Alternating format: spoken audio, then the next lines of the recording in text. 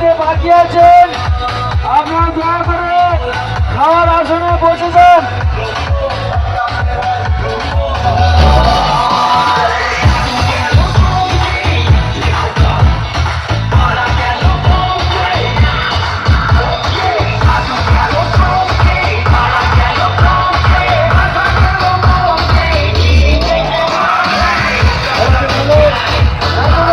যারা খেতে বাকি আছেন আপনারা দয়া করে আমাদের খাওয়ার আসন ফাঁকা আছে, আপনারা খাওয়ার আসনে বসে যান। এখনো পর্যন্ত যারা খেতে বাকি আছেন আপনারা দয়া করে খাওয়ার আসনে বসে যান। আমাদের খাওয়ার আসন অনেক